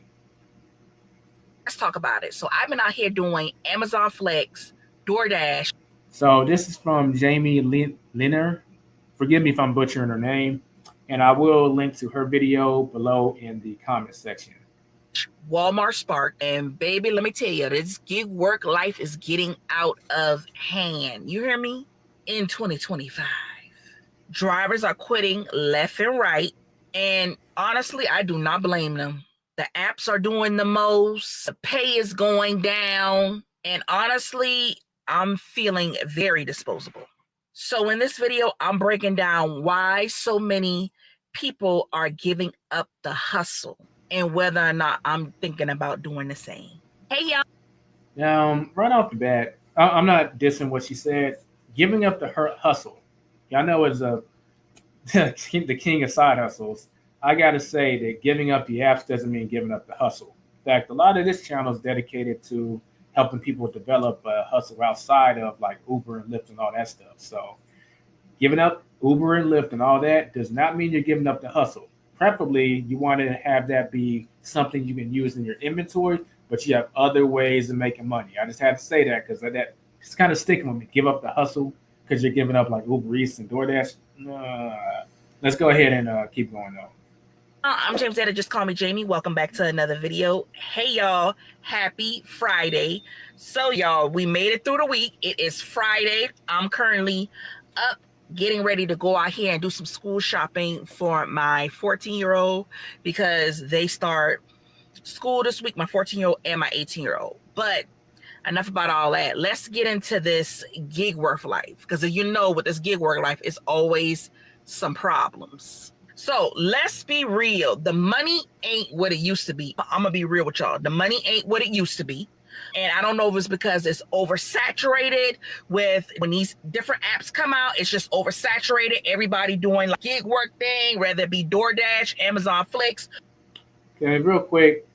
The money has not been what it used to be for quite some time, but I almost feel like this is a generation thing. So like every single year or two, there's a new generation of gig worker out there, and their normal is whatever the rates were when they came in or whatever the situation was. So I'll give you an example. When I started rideshare back in like 2017, the rates, I don't remember exactly what they were, but they were above like 60 cents per mile. And I always told myself they steadily start dropping throughout the years. And I told myself if it ever drops below like 65 cents per mile, that's when I'm going to stop doing rideshare. And guess what happened? It dropped below 65 cents per mile, and I stopped doing rideshare, at least under normal circumstances. Yes, I still do surge and stuff like that, but in terms of if someone requests a ride and there's no surge or nothing, I don't take the request because I don't personally think it's worth it anymore. But I'm an old head in the industry. You got people who came in at that 60 cent per mile rate that is normal for them. And let's say the rate drops to 57 cents per mile. Well, they may have an issue with it, but then there's more people coming in that's going to be their normal. So this is an endless cycle of these apps are always either dropping the rates or doing little shenanigans on the side to manipulate things to get you to drive for less money. That's the whole game around quests and arguably boosts. Like they throw a quest out there and all the drivers get it. So you'll get like an extra $50 or something if you hit 30 trips. But all the drivers get it. So that means that everyone's going to hop online and then you only do 25 trips. So you don't get the quest. But all of a sudden you've been kind of conned into driving for that 57 cents per mile. This has been the game since the gig economy was created. By gig economy, I mean like the phone app gig economy, Uber and Lyft and Uber Eats and all that stuff. So I just want to say that this is an endless cycle. And what she's saying is not really anything new. I don't know when she got started, but it just keeps getting worse and worse, which is why I want y'all to really think of your plan Bs and get that off the ground. Walmart Spark, it's oversaturated, for real. Some days you just out here for 4, 5, 6 hours and you making anywhere from $30 to $40. And that's for 4, 5, 6 hours, you only making $30 to $40. That's really not no money. Now that's another thing. The economy kind of reflects this, but a lot of people they just need more money, so markets are a little imbalanced. I will say that. So you got less demand in some areas, and you got more drivers. Now, with that being said, what she just said, you're out there for 5 or 6 hours and you're making $40. That's below minimum wage, or at the very least, it's meeting minimum wage. At that point, you got to look at doing something else. In fact, I'm gonna tell y'all what I do nowadays with Uber Eats delivery and Uber Eats shopping pay. I'll be sitting here on this computer doing computer work, working for clients, working on the side hustle society, working on something that's making me money, and I just turn the app on and I just let it stay on. Pings come in, a lot of them are garbage, $2, $3, $4 orders, but every 20 or 30 minutes, a gem pops up for like maybe $15 or $19. I'll close the laptop, then go do it real quick, and then I'll come back home and wait for maybe 5 or 10 minutes in the car and nothing comes. Then I come back in here and begin the process again. I think that's the new way of making this stuff work if it's that dead. But at least be utilizing the time that you're online to be making money in some way.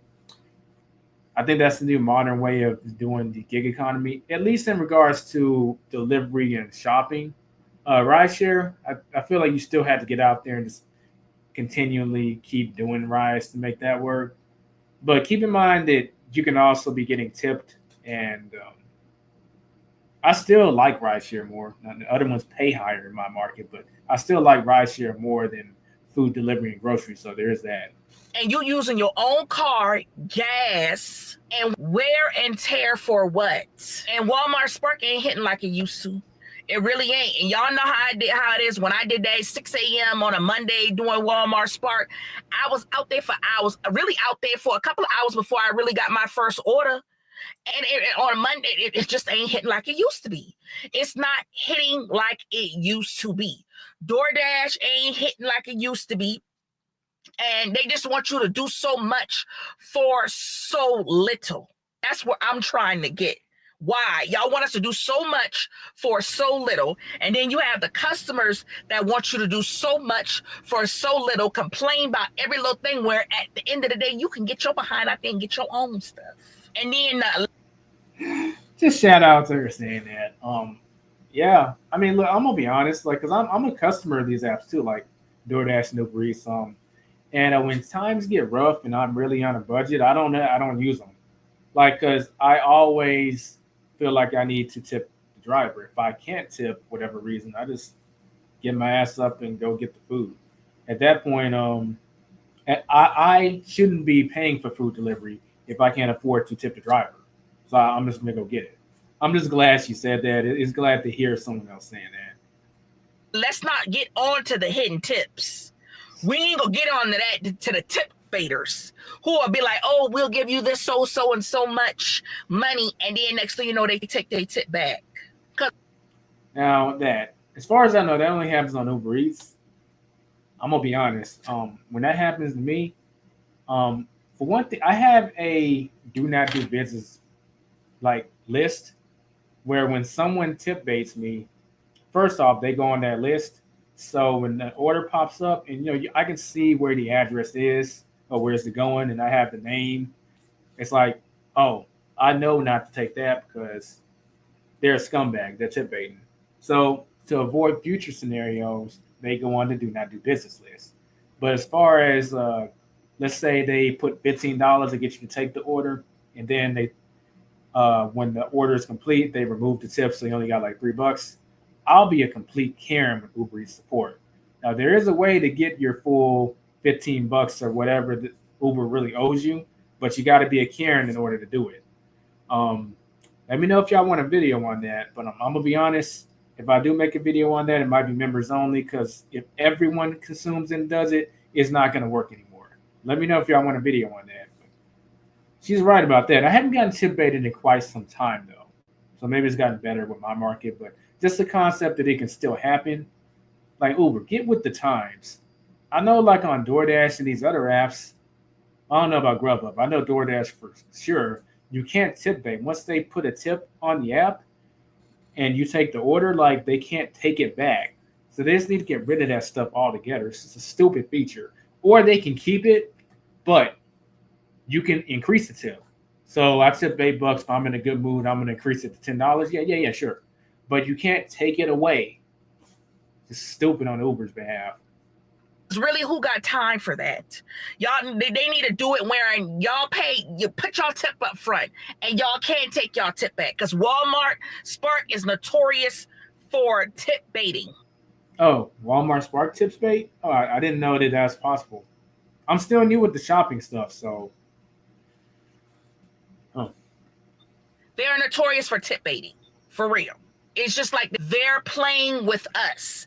And as a gig worker, nobody really got time for that. People have families to feed. People have real life bills. And people are tired of it, and they not playing no more. They're really not playing no more.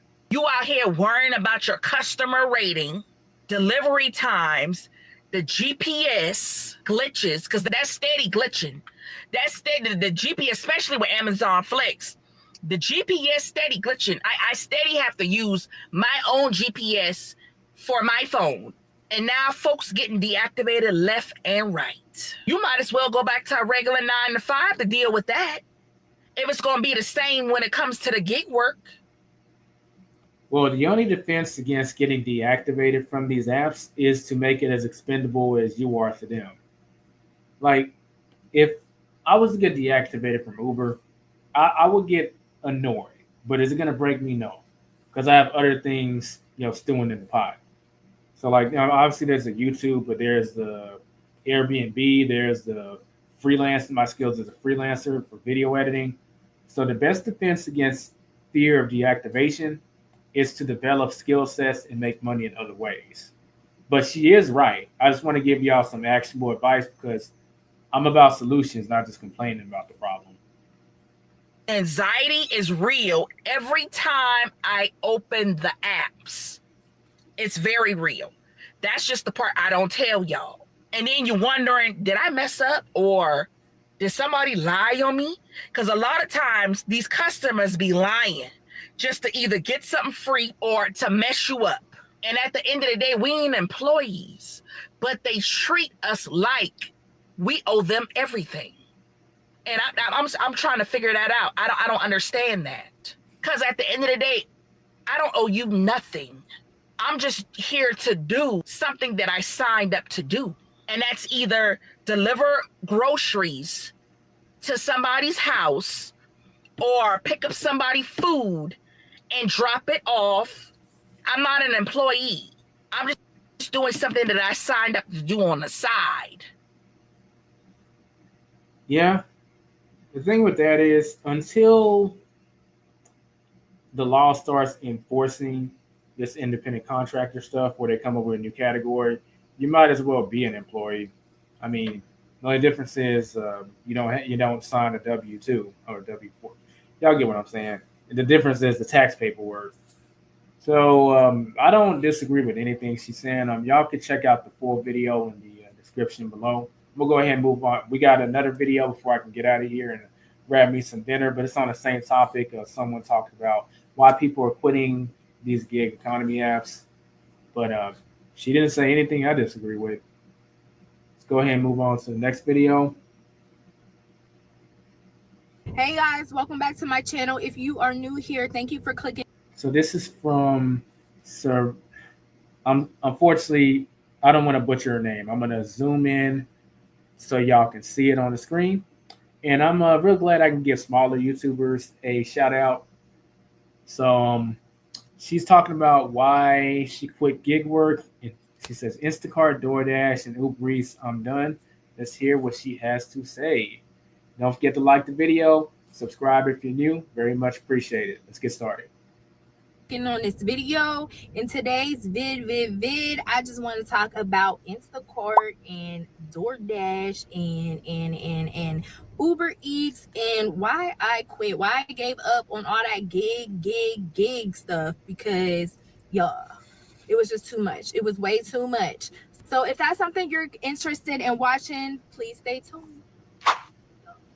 All right, y'all. So I did make a list in my phone just to give me some, pointers about what I want to talk about in this video. I pretty much want to share my honest experience with, gig work and why I made this difficult decision to quit. Well, it really wasn't difficult. Let me be honest.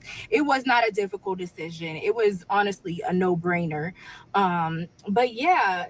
First, I just want to start by talking about my journey. How did I get into gig work and, what that looked like? So pretty much I started gig work back in the pandemic, 2020. A lot of people got in during the pandemic, so it's going to be interesting to hear why she's leaving it alone now. Because when did this video come out? Yeah, it's not that long, not that far back, 3 weeks ago. So let's see what she has to say. I had quit my main job that was considered a 9 to 5. I quit that job during the pandemic and, I needed some extra ends. So I started to do Instacart.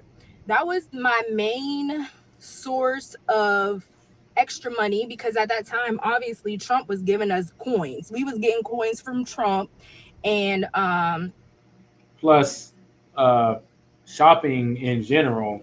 But all that was considered essential work during the pandemic. So the work that the money that you were making from the apps, I imagine, was pretty dang good too.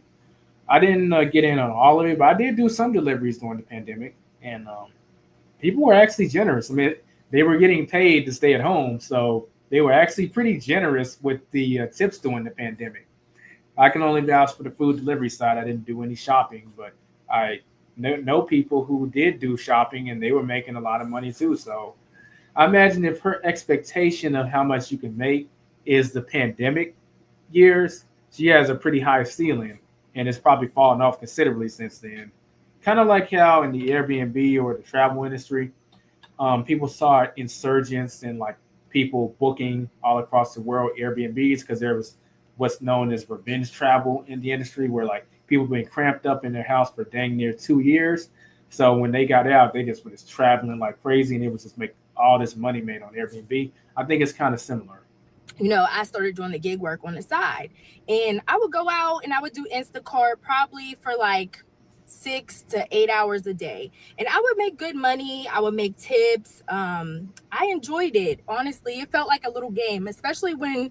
And she says good money. I want a number amount. Like she's going to drop the number amount. How much were you making? Like, I just want the specifics. I was doing Instacart because it's like you got to find what this person wants and you pretty much have to, deliver the food to them. And it started off as being like a little game to me, honestly. And that's kind of what I liked about it. Then my friend got me hip on Uber Eats and DoorDash. She's like, oh yeah, you don't even got to shop for their stuff. You can just go to the restaurant, pick it up. It's a lot faster than going in the store, shopping for this person, carrying all these groceries. I'm like, okay, bet. That sounds like an even better. Don't mind my hair. This is a video I might consider making. Is food delivery really better than grocery delivery? I guess it really depends on the person. Let me know in the comments, in your opinion, which one is better. Food delivery, like Uber Eats and DoorDash, or like shopping, which is Instacart, Shipped, and Uber Eats Shop and Pay. I have a controversial take on it. I actually think that shopping delivery is better provided to certain circumstances because people tend to be more willing to tip more on shopping deliveries. This could be just my experience in my market, but you could drive like a total of 2 to 3 miles, but someone will put a $10 or $15 tip in there. So shopping delivery will take longer, but if you're getting paid like $20 that hour, that's fine if that's the only shopping order I get in that hour.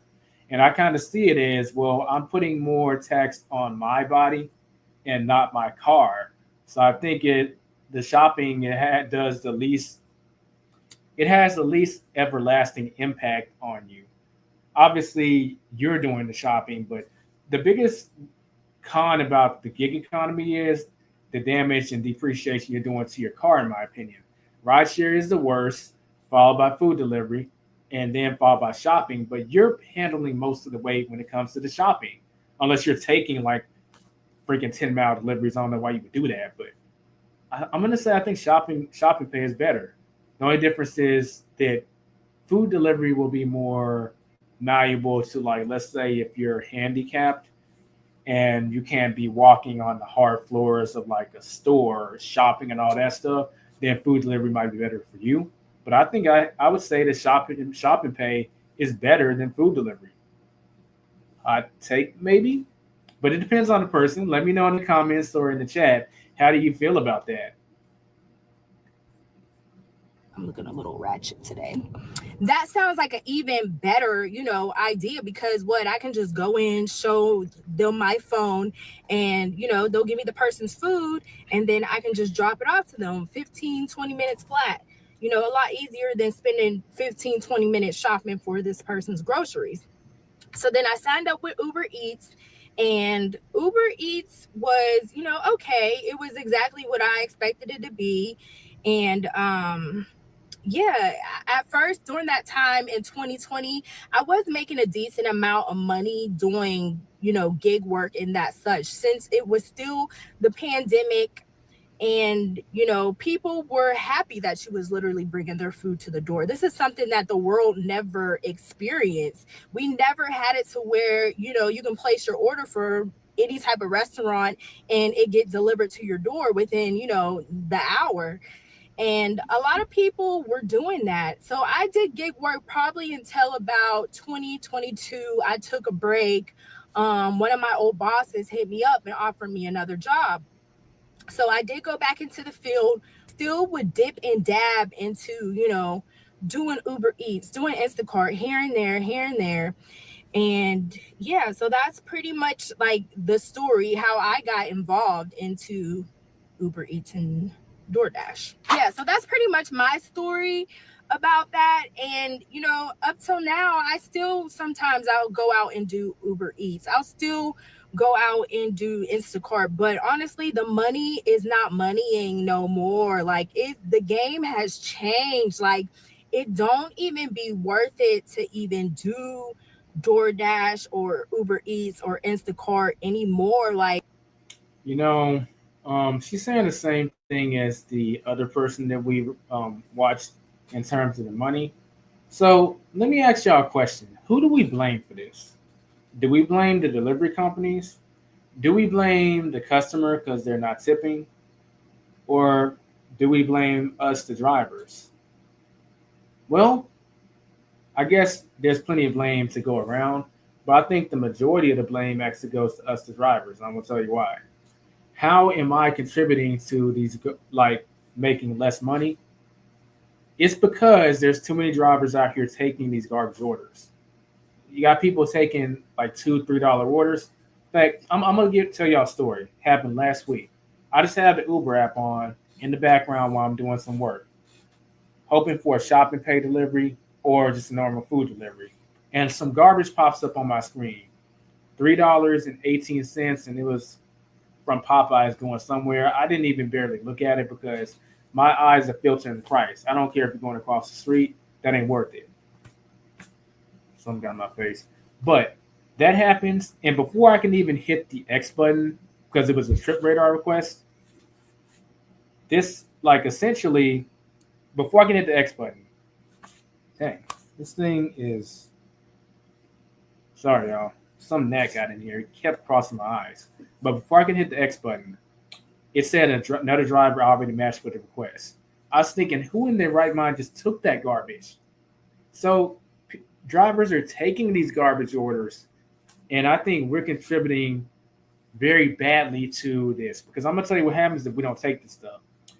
One, Uber is going to be forced to start offering more money for these. Like, they're going to have to throw more quests or more boosts out there or more promotions to get us out there to start driving and making extra money.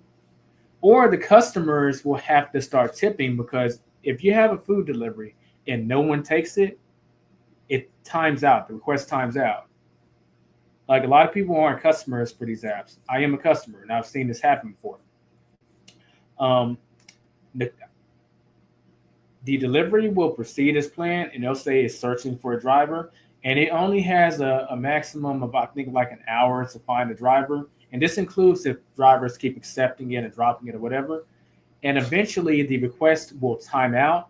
The customer will be given a full refund, and they can't get their food delivered. So customers will start having that happen if Uber or DoorDash doesn't start paying more. And they're gonna have, it's gonna click that if I want this food delivered, I'm gonna have to start tipping. Even if it's $3 or $4, that's still something. These $2, $3 orders are orders where they're not tipping at all. And the market will rebalance itself. So either the companies will pay more, the customers will start tipping more, or a combination of both. But what's disrupting that process is there's too many drivers taking these garbage orders. You're scraping the pot. The amount of hours that you have to work to get a decent amount of money, like, I would never. Here, let me rewind. Back in like 2000, 2021, I didn't have to go out for 8 hours. Like, that was not even a thing. I would go out for either 4 to 6 hours and bring home over $100 easy, because the orders would just keep coming in. People was actually more willing to give you a tip, like I said back then, or they would give you some type of treat or something like that, anything. See, those are those pandemic expectations. It was never going to stay like that, unfortunately, because people were very appreciative during the pandemic. And since we're getting paid to stay at home by, like she said, the Trump money, they had money to spare.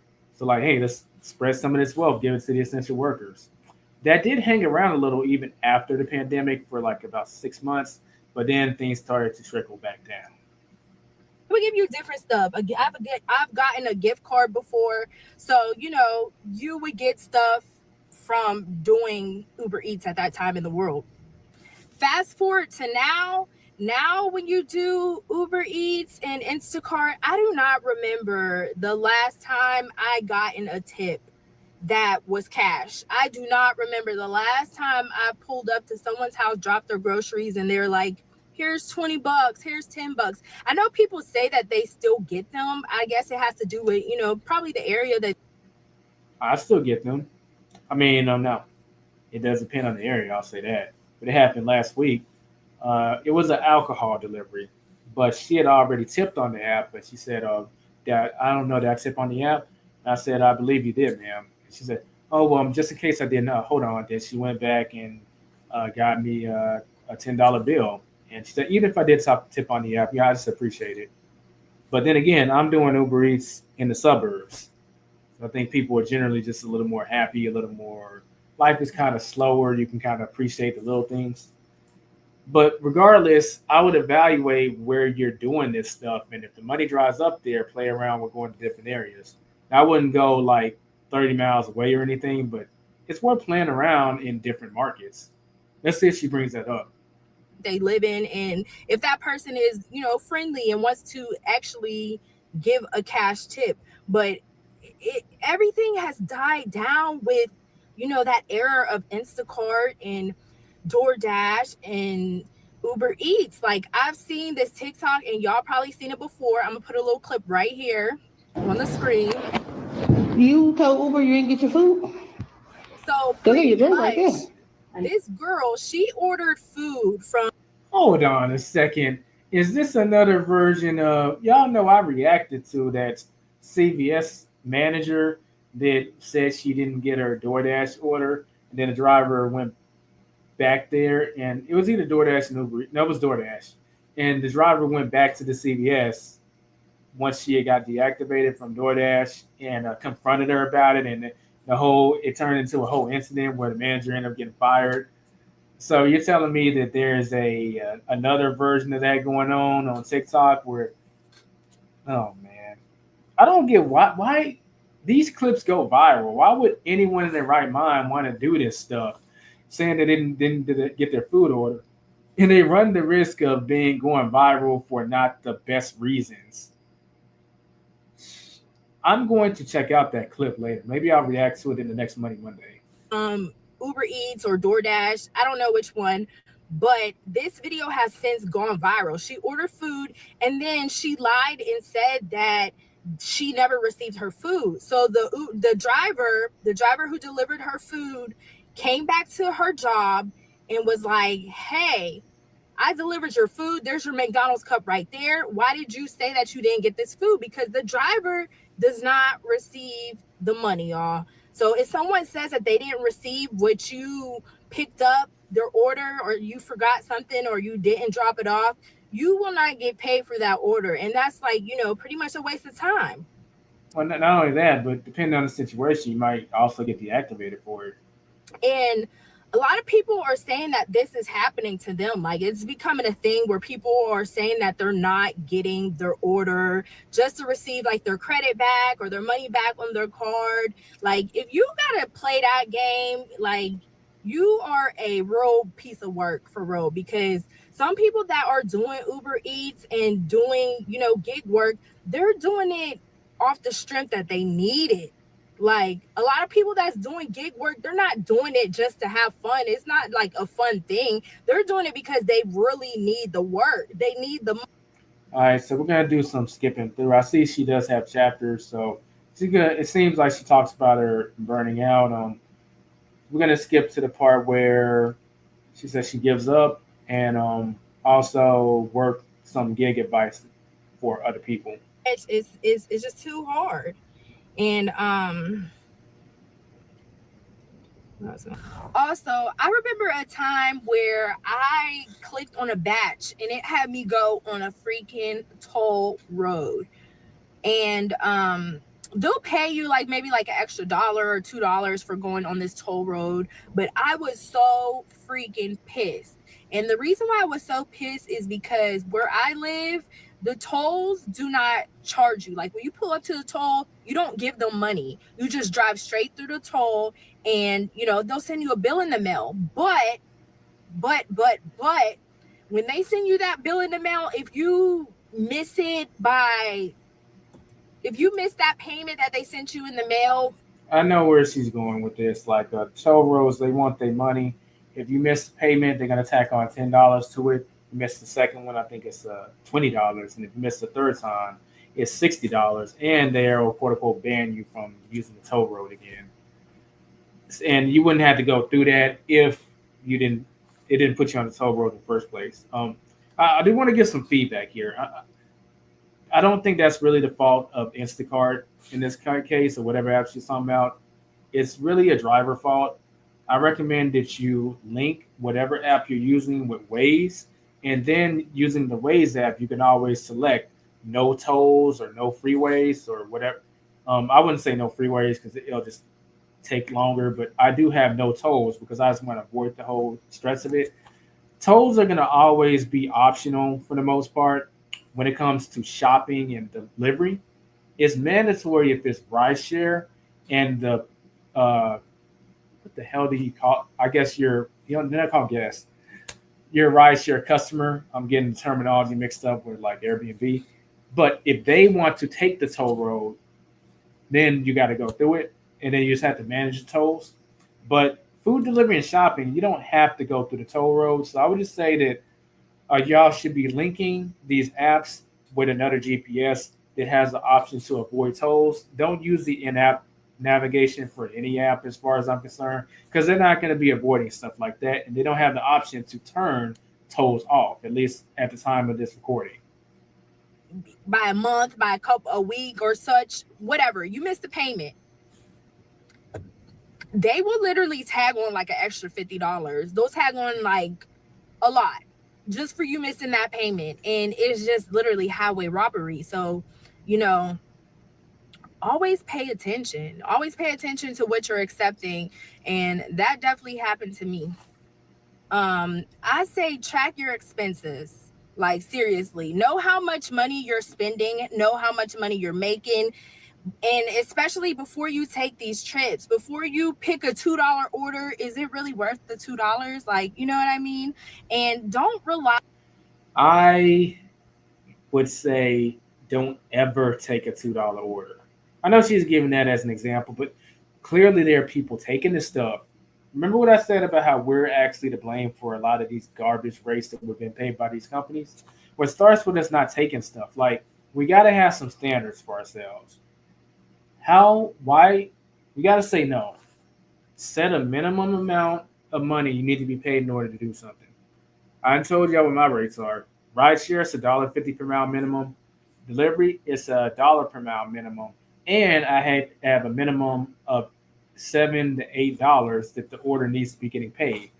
So what if an order pays $3, but it's going 3 miles? Well, that's $1 per mile. I could care less.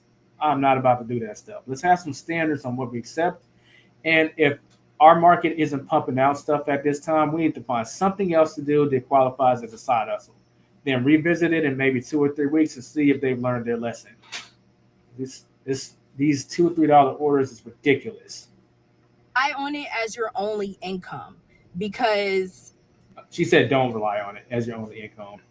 Gig work is just like, it should be used as a stepping stone when you're falling on hard times, and you can make money. But more power to anybody who does this full time and likes it. If that's what you like, do you. I think that's a good stopping place. So I agree with her. Use it as a stepping stone. Don't do it full time unless you have a game plan.